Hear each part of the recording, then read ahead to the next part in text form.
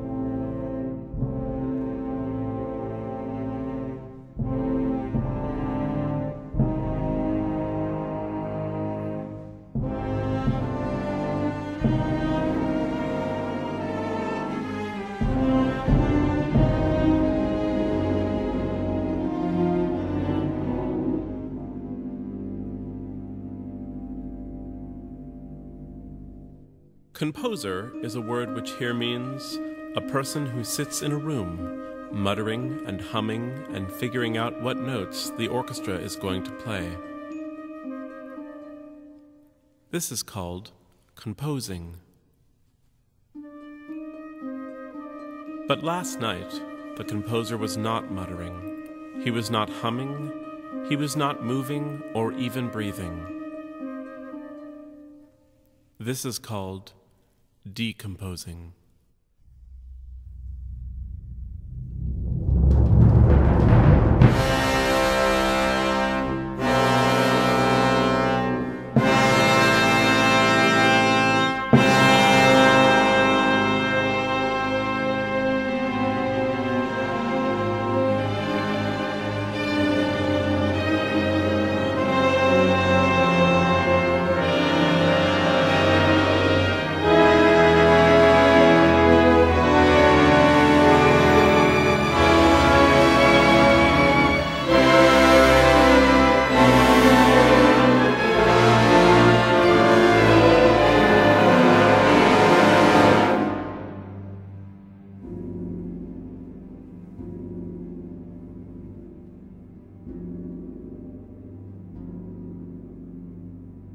The composer's death was very suspicious, and so the inspector was called in to find the murderer or murderers and haul them off to jail.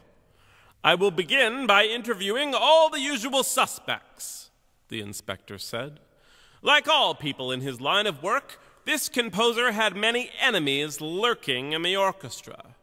They can lurk all they like, but I will find them wherever they are lurking. I will find them if they are lurking in the strings.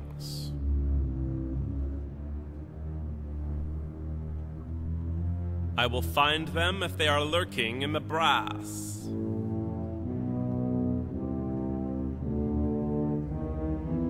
I will find them if they are lurking in the woodwinds. I will find them if they are lurking in the percussion section. I will find them wherever they are lurking. I will find them!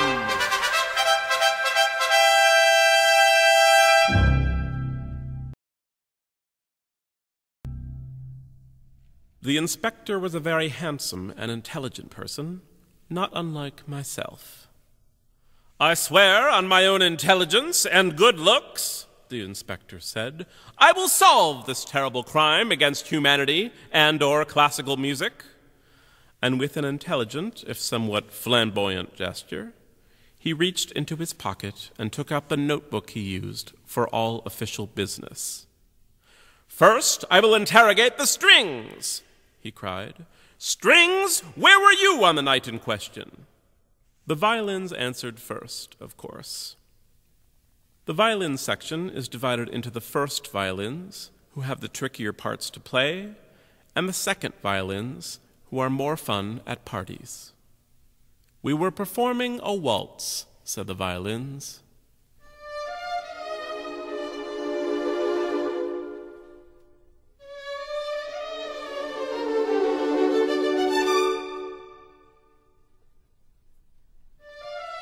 We played graceful melodies, so the ladies and gentlemen could spin around and around and around until they felt dizzy and somewhat nauseous.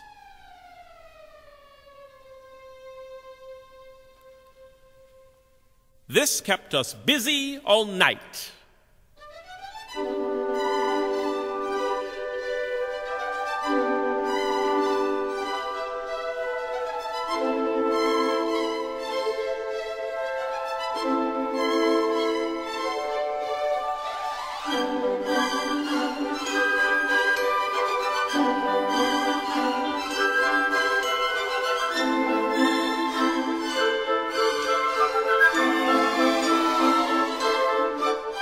Aha!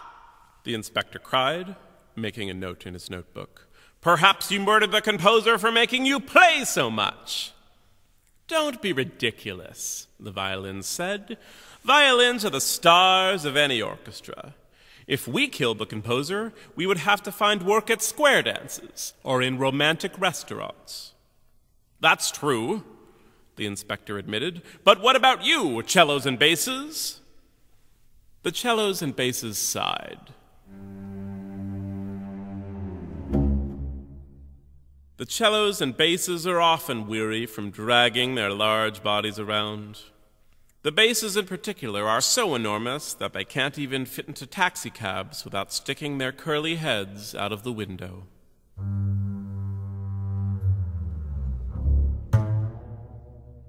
We were providing accompaniment, they said. You can't waltz without a reliable 1, 2, 3, 1, 2, 3. It's boring, but it's steady work.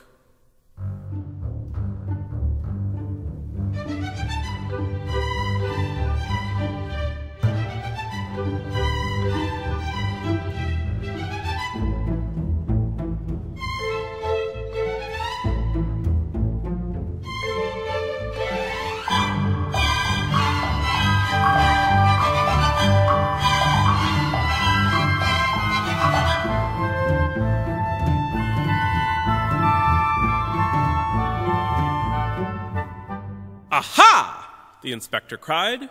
Perhaps you murdered the composer for giving you such boring things to play. On the contrary, the cellos and basses said, we don't feel the need to show off like certain stringed instruments we could mention. Well, I guess that takes care of the strings, the inspector said. Oh, the violas! I forgot all about you. Everyone forgets about us, said the violas bitterly. We play the notes and the chords that nobody cares about. We play crucial countermelodies nobody hears. We often have to stay late after performances and stack up all of the chairs.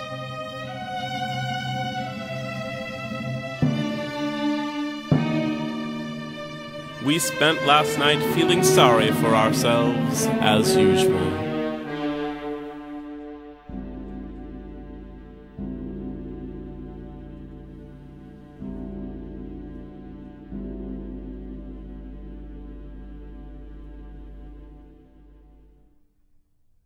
But we did notice that the concertmaster was acting strange. She was talking and laughing with the composer and carrying a suspicious black case. The concertmaster is the best violin player in the entire orchestra and is often accused of treachery. I was talking with the composer about my cadenza, she said, using a word which here means fancy solo part. I'd never murder someone who was giving me such an excellent opportunity to show off.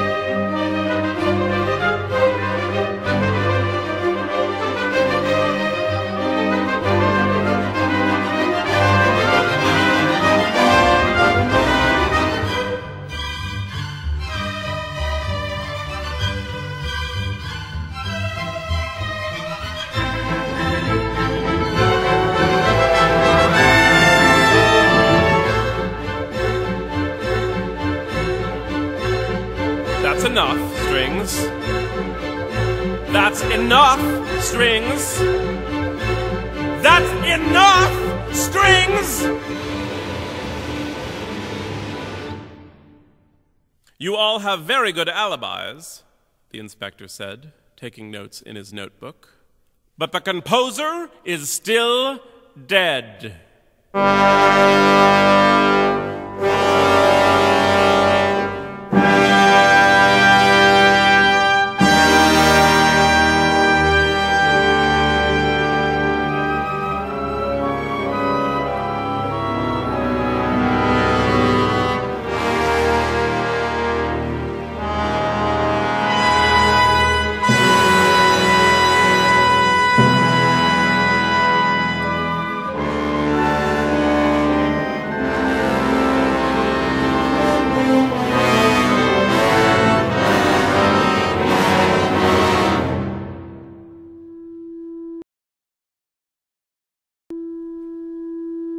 Perhaps the murderer is lurking in the woodwinds. Where were you last night, woodwinds? Speak up! Speak up!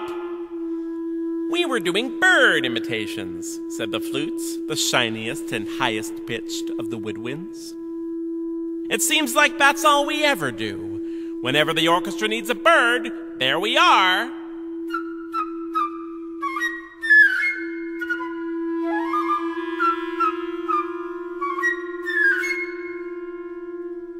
Aha! The inspector cried. Perhaps you murdered the composer for making you act like birds. Don't make us laugh, the flutes cried. We're much too wimpy and high-pitched for murder.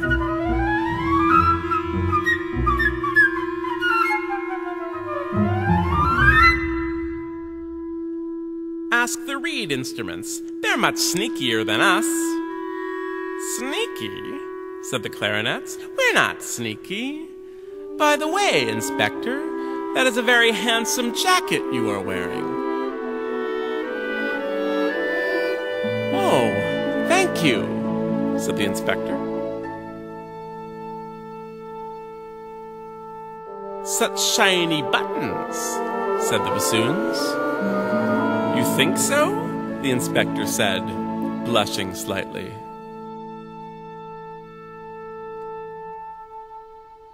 And the color is very flattering, said the oboe. Really? The inspector said, twirling around. That's very kind of you to say so. But why are you giggling, flutes?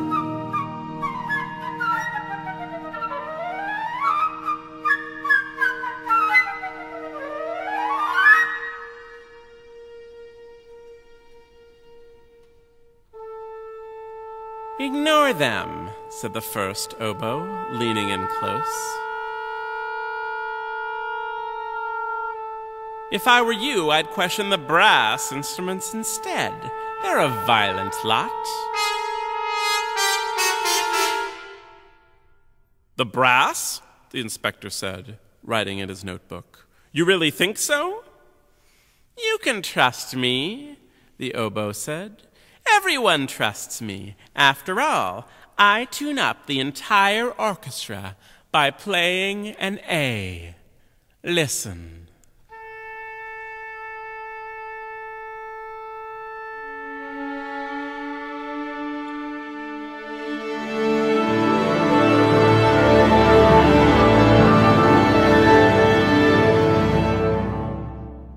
You can't argue with that,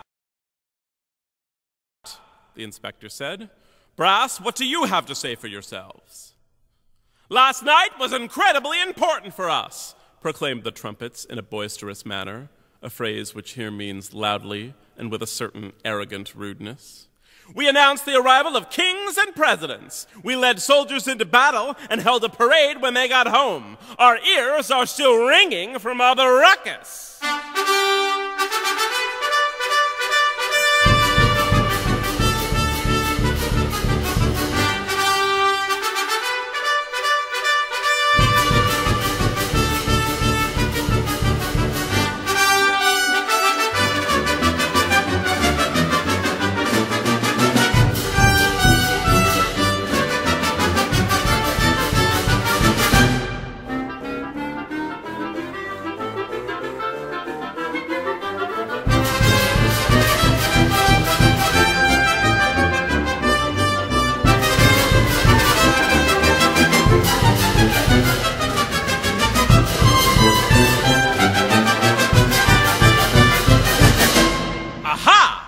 inspector cried, making a note in his notebook. Perhaps you murdered the composer for making you play so loud. We love being loud, the trumpets replied. Brass instruments are brassy by nature. Besides, loud is patriotic, and we suspect the murder was committed by a foreigner.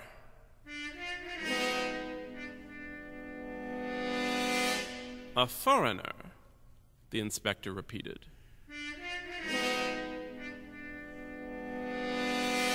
What say you, French horns? You have a strange accent. The French horns did not understand the question and began murmuring a story about the old country when the war split our hearts like a cantaloupe. And the boy and the girl, well, they cantaloupe. It's the same sad story, melon and melancholy. Leave the French horns alone, the trombone said. They were in such a state that we took them out to the club to cheer them up. We ordered a few bottles of expensive wine and then took the stage, swinging and dancing until dawn.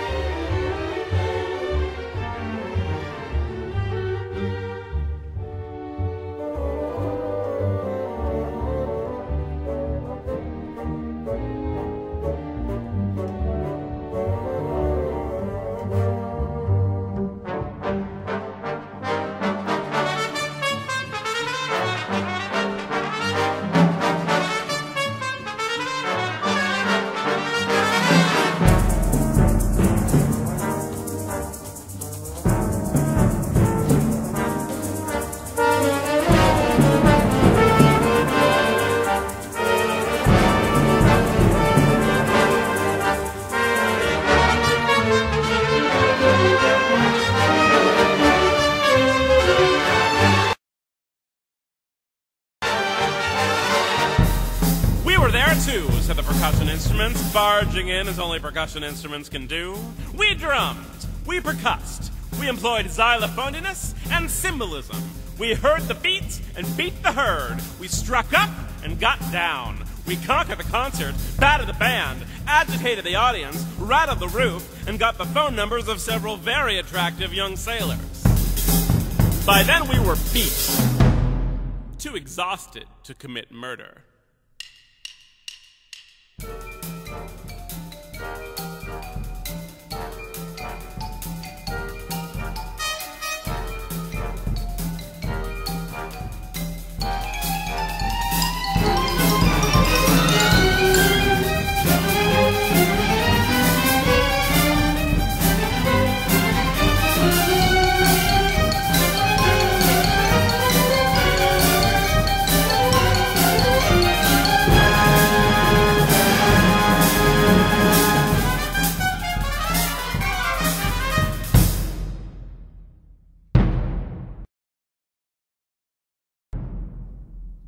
And what about you, Tuba?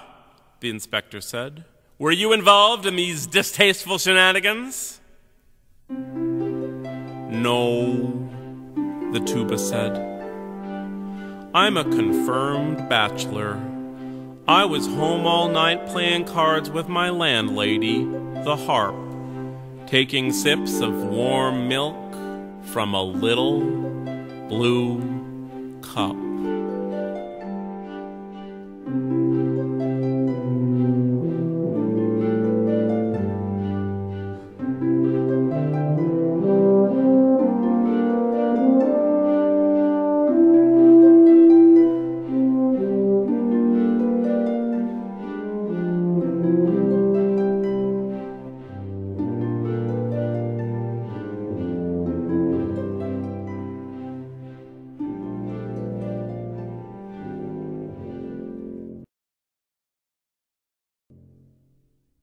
The inspector flipped through the pages of his notebook and scratched his handsome head with a well-manicured hand. "I'm utterly baffled," he said. "I've questioned all of the instruments in the orchestra, and none of them seems to be the murderer." The violins waltzed. The cellos and basses provided accompaniment. The violas mourned their fate, while the concertmaster showed off.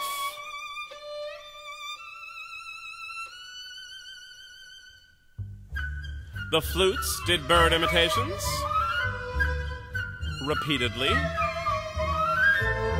and the reed instruments had the good taste to admire my jacket. The trumpets held a parade in honor of our great nation, while the French horns waxed nostalgic about something or other. The trombones had too much to drink. The percussion beat the band. And the tuba stayed home playing cards with his landlady the harp, taking sips of warm milk from a little blue cup. But the composer is still dead.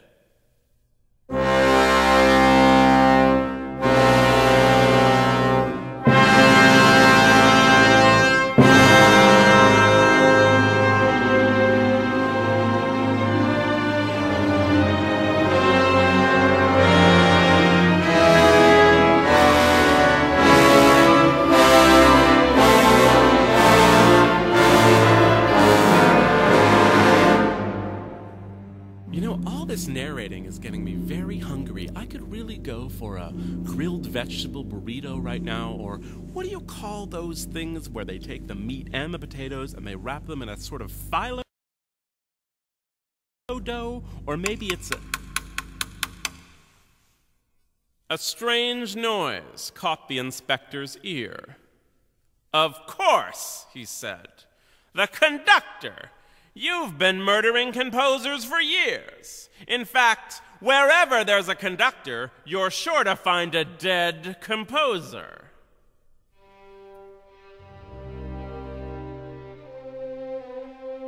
Beethoven, dead.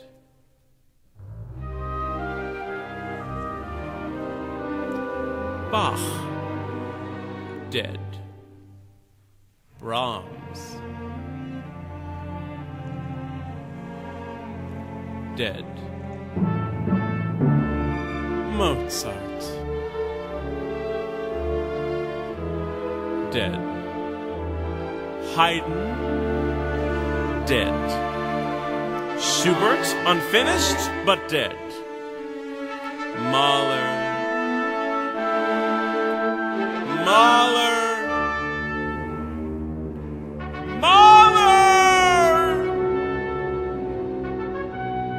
dead. Chopin, romantic, dead. Tchaikovsky, dramatic, dead. Stravinsky, ecstatic, dead. Schoenberg, incomprehensible, but dead. Berlioz, dead. Purcell, dead. Prokofiev, dead. Debussy, dead. Vivaldi, Wagner, Sibelius, Ives, Handel, Britten, Mendelssohn, Scriabin, Liszt, Messiaen, Copland, Cage, Dvorak, Shostakovich, Ligeti, Little Swelsky, Corelli, Bellini, Puccini, Rossini, Scarlatti, Busoni, Boccherini, Verdi, J.C. Bach, W.F. Bach, C.P.E. Bach, Offenbach. Dead composers litter the musical world, and it's all because of one man and one little stick. Arrest him at once!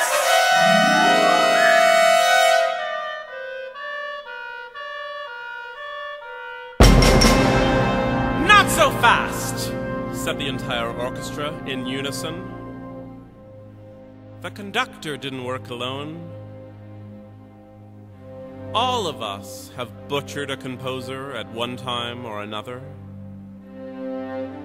But we also keep composers alive.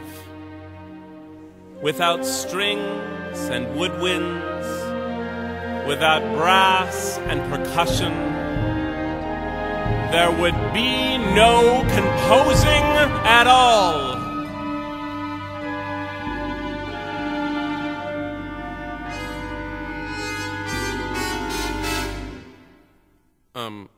Except for various kinds of non-orchestral music. If you want to hear the work of the world's greatest composers, you're going to have to allow for a little murder here and there.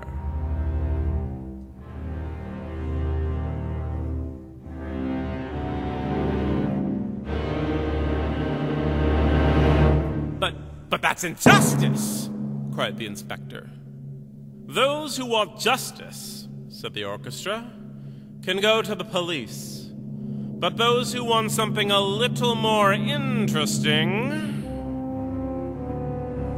should go to the orchestra.